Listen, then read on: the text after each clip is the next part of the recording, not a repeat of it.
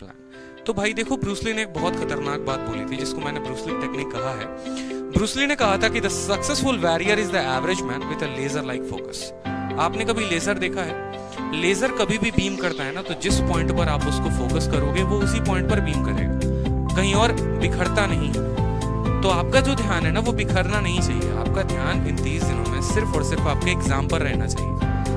घर में क्या हुआ, पड़ोसी के साथ क्या हुआ, उसने क्या कहा, इन बातों पे ध्यान नहीं देना है। सिर्फ और सिर्फ आपका जो पूरा का पूरा टाइम जो आपके दिमाग में चले, सपने में भी अगर आप कुछ कर रहे हो तो आप वोकैब रिवाइज कर रहे हो, आप करंट अफेयर पढ़ रहे हो। इस तरीके से पूरा का पूरा फोकस आपका 30 दिनों में कहाँ पर होना चाहिए? आपके पेपर पर होना चाहिए। अगर इतना फोकस आपने केंद्रित कर लिया ना, तो सिलेक्शन आपसे कोई नहीं ले जाएगा। इतना ध्यान रखिए, ठीक है। तो फोकस के साथ साथ आपको और किन बातों पे ध्यान देना है? पहला पॉइंट जो है, अवॉइड नेगेटिव पीपल, ठीक है।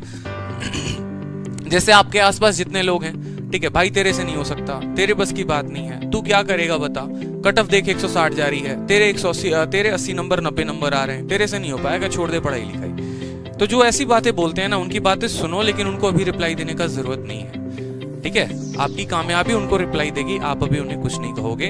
आप सिंपली फोकस करोगे पूरा का पूरा अपने पढ़ाई पर। आपको कोई इधर उधर की बातें नहीं सोचनी, नेगेटिव लोगों से दूर रहना है, नेगेटिव जगह से दूर रहना है जहां पर आपको नेगेटिविटी मिले, ठीक है। किसी की बातें मत सुनो, फोन ऑफ करना है फोन ऑफ कर दो। किसी की बातें, कोई व्हाट्सअप, कोई फेसबुक कुछ का रिप्लाई ही नहीं करना। 30 दिन सिर्फ आपके हैं, आपसे कोई नहीं ले सकता है, लेकिन इन 30 दिनों में जान लगानी है, ठीक है। दूसरा पॉइंट है कि don't take mock marks seriously. जैसे अगर कोई स्टूडेंट ये सोच रहा है कि भाई मेरे मॉक में तो 110 नंबर 120 नंबर बन रहे हैं, 2 साल तैयारी करते हो गए, मेरा क्या नंबर आएगा? 160 तो कट ऑफ गई थी पिछली बार, 100 अगली बार 170 भी जा सकती है, मेरा कुछ नहीं होने का जब तक मेरे 150 नंबर मॉक में ना आए। तो देखो, आप जो तैयारी कर रहे हो ना, आप एसएससी की तैयारी कर रहे हो, ना कि टेक्स्ट बुक और एसएससी ट्यूब की तैयारी कर रहे हो, ठीक है। तो जब आप पेपर देने जाओगे ना, तो आपको खुद पता चलेगा कि जो आपके मॉक के स्कोर थे उनका कोई रिलेशन नहीं है पेपर के साथ। क्योंकि मेरा एक दोस्त है, ठीक है, जिसके सीजीएल में इस बार अच्छे नंबर है, पेपर के 4 दिन पहले वो मॉक दिया था, उसने मैथ्स का मॉक दिया था और उसके स्कोर 140 145 रह रहे थे।